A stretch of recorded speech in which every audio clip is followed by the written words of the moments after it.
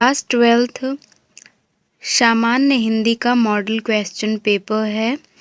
आज की इस क्लास में सामान्य हिंदी के जो भी मोस्ट इम्पॉर्टेंट क्वेश्चन आंसर हैं उन सभी को डिस्कस करेंगे, जो कि आपके बोर्ड एग्ज़ाम के लिए बहुत ही ज़्यादा इम्पॉर्टेंट हैं। और सेम इसी पैटर्न पे आपका हिंदी का प्रश्न पत्र देखने को मिलेगा। तो आइए देखते हैं। ये मॉडल पेपर है। 3 घंटे 15 मिनट आपको प्रश्न पत्र को हल करने के लिए दिए जाएंगे और 100 नंबर आपका हिंदी का पूर्णांक है। नोट में दिया है प्रारंभ के 15 मिनट परीक्षार्थी को प्रश्न पत्र पढ़ने के लिए निर्धारित हैं और इस प्रश्न में 2 खंड हैं। दोनों खंडों के सभी प्रश्नों का उत्तर देना आवश्यक है। तो कुछ बातें जैसे कि बताई जाएगी इस क्लास में, जिन्हें आप ध्यान में रख के हिंदी में अच्छे मार्क्स ला सकते हैं। जैसा कि सबसे पहले आपका होगा खंड का में आपका बहुविकल्पी प्रश्न सबसे पहले प्रश्न पहला देखने को मिलेगा। प्रश्न पहला है, ये आपके गद्य के इतिहास से प्रश्न पूछा जाएगा। बहुविकल्पी प्रश्न होगा और 1 नंबर आप इसका उत्तर देंगे तो आपको मिलेगा। सबसे पहला प्रश्न है, मोस्ट इम्पॉर्टेंट क्वेश्चन है, शिक्षा का उद्देश्य निबंध के लेखक हैं भारतेंदु हरिश्चंद्र, संपूर्णानंद, मोहन राकेश, रामकृष्ण दास। तो शिक्षा का उद्देश्य एक जो है वो संपूर्णानंद जो है इनकी रचना है, इस निबंध के रचनाकार हैं। प्रश्न नंबर दूसरा है, लल्लू लाल की रचना है सुख सागर, प्रेम सागर, परीक्षा गुरु रानीकेत की कहानी। तो लल्लू लाल की रचना है प्रेम सागर। ऑप्शन नंबर दूसरा जो है इसका करेक्ट है। प्रश्न नंबर ग आता है, पर्दा कहानी के लेखक हैं प्रेमचंद्र, जयशंकर, अमरकांत, यशपाल। प्रश्न घ, आवारा मसीहा के रचनाकार हैं। पहला ऑप्शन है विष्णु प्रभाकर, दूसरा राम वृक्ष बेनीपुरी, तीसरा राहुल सकृत्यायन, रंगे राघव। तो आवारा मसीहा के रचनाकार विष्णु प्रभाकर हैं। पहला ऑप्शन सही है। अब आता है प्रश्न नंबर 5, सबसे लास्ट प्रश्न, बाण भट्ट की आत्मकथा के लेखक हैं महावीर प्रसाद द्विवेदी, सरदार पूर्ण सिंह, वासुदेव शरण अग्रवाल, हजारी प्रसाद द्विवेदी। तो हजारी प्रसाद द्विवेदी जो है वो बाण भट्ट की आत्मकथा के लेखक हैं।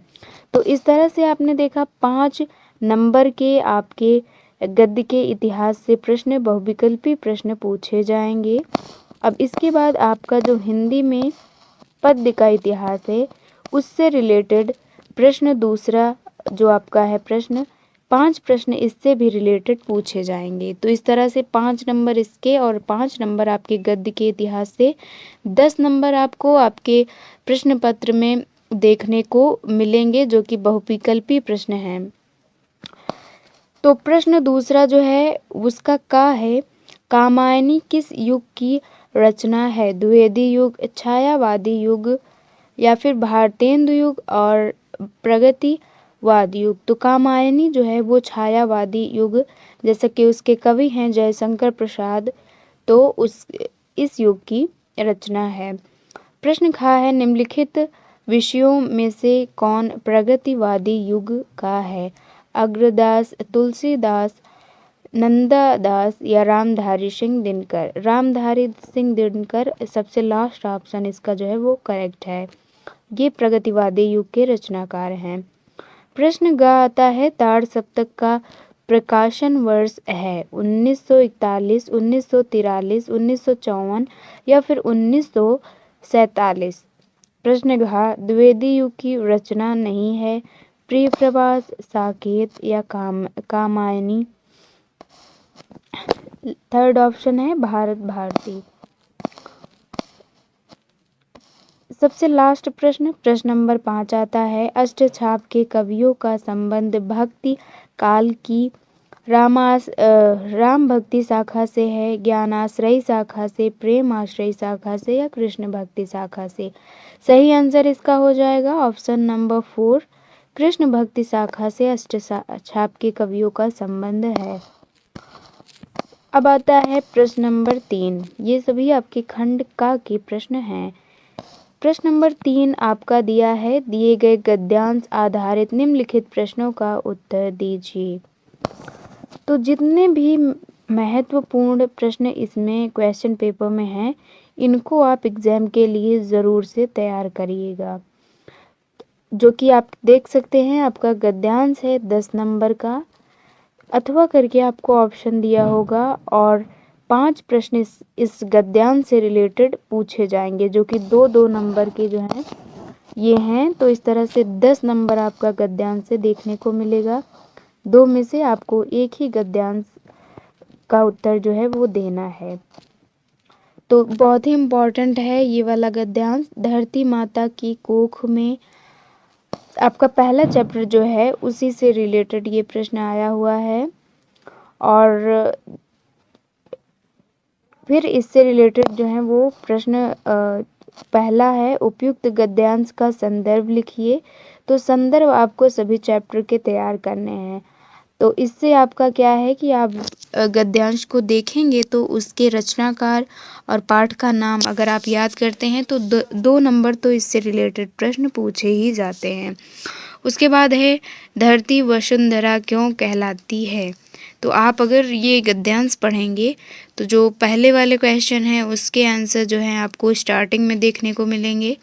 जैसे कि धरती वसुंधरा क्यों कहलाती है, तो धरती माता की कोख में जो अमूल्य निधियां हैं जिनके कारण वह वसुंधरा कहलाती है। तो बहुत ही इजी क्वेश्चंस आएंगे, बस आपको सीरियल से जो है गद्यांश को पढ़ना है और उसी से आपके प्रश्नों के उत्तर मिल जाएंगे।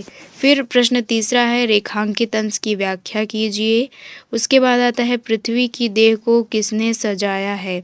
तो लाखों करोड़ों वर्षों से अनेक प्रकार की धातुओं जो पीस पीस कर अगणित प्रकार की मिट्टियों से पृथ्वी को देह को सजाया है। बहुत ही इजी क्वेश्चंस हैं। अब उसके बाद सबसे लास्ट प्रश्न जो है, भावी आर्थिक अभ्युदय हेतु हमें क्या करना चाहिए। सबसे लास्ट में इसका उत्तर आपको, जो लास्ट में प्रश्न होंगे उसका उत्तर आपको गद्यांश के लास्ट में देखने को मिलेगा। जैसे कि ये इसका सबसे लास्ट में गद्यांश के है कि हमारे भावी आर्थिक अभ्युदय के लिए इन सब की जांच पड़ताल आवश्यक है। फिर देखते हैं अथवा करके आपका दूसरा गद्यांश जो है ये भी बहुत ही इम्पोर्टेंट है, अशोक का वृक्ष। ये आपका चैप्टर जो है इस चैप्टर से दिया है, जो कि इस चैप्टर का लेखक जो हैं वो हजारी प्रसाद द्विवेदी जी हैं और इसी गद्यांश से रिलेटेड 5 प्रश्न पूछे गए हैं। तो 2 में से आप एक गद्यांश करिए। फिर प्रश्न नंबर आता है 4। प्रश्न नंबर 4 जो है वो होगा, पद्यांश से आधारित निम्नलिखित प्रश्नों का उत्तर दीजिए। पद्यांश और गद्यांश आपका 10 नंबर का दोनों ही है। तो 10 नंबर जो है 5 प्रश्न इसमें भी आपको दिए जाएंगे। तो ये पद्यांश जो है वो है, दुर्बलता का चिन्ह विशेष शपथ है, पर अलाजन के लिए कौन सा पथ है। इसी से रिलेटेड फिर 5 प्रश्न आपको देखने को मिलेंगे। पद्यांश का संदर्भ, उसके बाद इसकी व्याख्या करनी है रेखांकित अंश की। तो इस तरह से 10 नंबर का आपका पद्यांश है। दूसरा, लज्जाशीला पथिका महिला अथवा जो कहीं दृष्टि आए, ये आपका पवन दूतिका चैप्टर का प्रश्न है। तो आप इन सभी के जो है लेखक हैं सभी चैप्टर्स के, उनको अच्छे से तैयार करिएगा। अब आइए देखते हैं अगले प्रश्न को, जो कि गद्यांश और पद्यांश और इतिहास से रिलेटेड जो प्रश्न हैं, अगर आप इन सभी को तैयार करते हैं 30 नंबर तो आपके इस तरह से हो गए। अब आइए देखते हैं जो कि अगला प्रश्न है आपका प्रश्न नंबर 5। तो प्रश्न नंबर 5 जो है वो है आपका जीवनी से रिलेटेड प्रश्न पूछा जाएगा।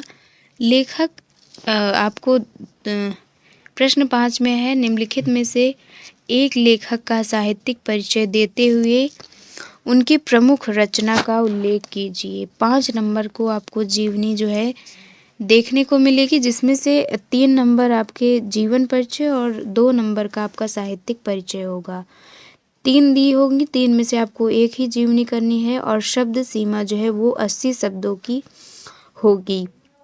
आपको ज़्यादा बड़ी जीवनी नहीं लिखना है, नहीं तो आपको आगे प्रश्न पत्र करने के लिए टाइम नहीं मिलेगा। तो इस हिसाब से आप शब्द सीमा और टाइम का ध्यान रखते हुए ही प्रश्नों के उत्तर दीजिए। तो 3 में से आपने जिनकी भी तैयार की होगी उसको लिखिए, ये मोस्ट इम्पॉर्टेंट हैं। तीनों हैं, पहला है आचार्य हजारी प्रसाद द्विवेदी, APJ अब्दुल कलाम, तीसरा है वासुदेव शरण अग्रवाल। फिर इसी तरह से आपके पद्य से यानी कवि जो हैं उनका जीवन साहित्यिक परिचय देते हुए उनकी प्रमुख जो हैं कृतियों पर प्रकाश डालिए।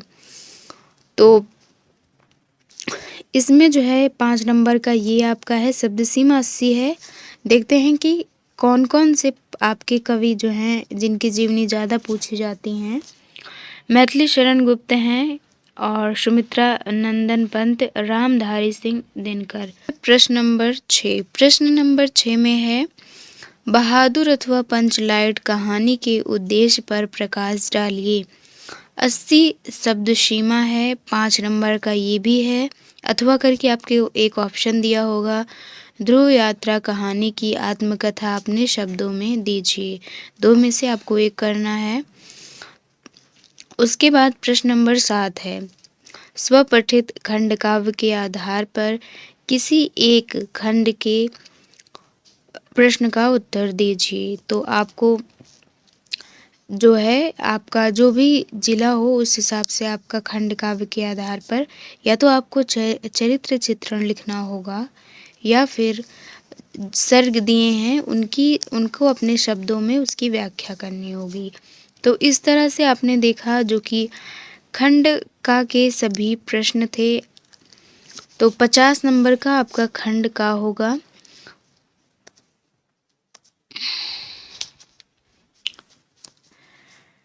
अब देखते हैं खंड खा भी आपका 50 नंबर का होगा। अब इसमें ज़्यादातर आपके संस्कृत हिंदी में जो संस्कृत है उससे रिलेटेड संस्कृत व्याकरण और निबंध पत्र लेखन इन सभी से रिलेटेड खंड खा में प्रश्न देखने को मिलेंगे। तो इस तरह से 50 नंबर आपका खंड खा होगा और प्रश्न पत्र में आपको खंड जरूर से डालना है। अब आइए देखते हैं प्रश्न नंबर 8 जो है, दिए गए संस्कृत पद्यांशों में से किसी एक का संदर्भ हिंदी में अनुवाद करना है। संदर्भ सहित आपको इसका हिंदी में अनुवाद करना होगा। तो ये गद्यांश है, 2 गद्यांश आपको दिए गए हैं, वेरी इंपॉर्टेंट गद्यांश हैं ये। 7 नंबर के आपके ये गद्यांश होंगे। महामना विद्वान वक्ता धार्मिको नेता पटु पत्रकाश्चासीत परमस्य सर्वो गुणः, इन सभी का आपको हिंदी में अनुवाद करना है। जो है पद्यांश से संस्कृत पद्यांश से रिलेटेड भी प्रश्न होगा। तो इस तरह से 14 नंबर आपके ये लेसन से पूछे हैं, गद्यांश और पद्यांश से। 2 हैं पद्यांश, 2 में से आपको एक का जो है। प्रश्न नंबर 9 है, निम्नलिखित मुहावरों में से किसी एक का अर्थ लिखकर वाक्य में प्रयोग कीजिए। 2 नंबर का आपको 2 प्रश्न आपको 2 में से करना, इन चारों में से 2 करना है जिसके आपको 2 नंबर मिलेंगे। मुहावरे, ये मुहावरे जो हैं, पहला है तलवार की धार पर चलना, टका सा जवाब देना, दाल में काला होना, नमक मिर्च लगाना। प्रश्न 10 आता है, अपठित गद्यांश पर आधारित प्रश्न के उत्तर देना है, जो कि 5 नंबर का आपका ये 2 गद्यांश दिया होगा। 2 में से आपको एक करना है, 5 नंबर का आपका इससे रिलेटेड प्रश्न पूछा जाएगा। उसके बाद आता है प्रश्न नंबर 11, निम्नलिखित शब्द युग्मों का सही अर्थ चयन करके लिखिए। आपको अशुद्ध शब्द दिए होंगे जिनको आपको करेक्ट करके लिखना है और इस तरह से आपके ये सभी प्रश्न होंगे। फिर एक एक नंबर का ये प्रश्न है। उसके बाद खा में है, निम्नलिखित में से किसी एक शब्द के दो अर्थ लिखिए। इन शब्दों के आपको दो दो अर्थ लिखना होगा। अगर आपने हिंदी के ये सभी चीज़ें जो है पढ़ी होंगी तो आप बहुत ही इजी हैं। उसके बाद आता है प्रश्न ग, निम्नलिखित वाक्यांशों के लिए शब्द का चयन कीजिए। यानी आपको एक शब्दों में, जैसे आप इंग्लिश में देखते हैं आपका वन वर्ड सब्स्टिट्यूशन,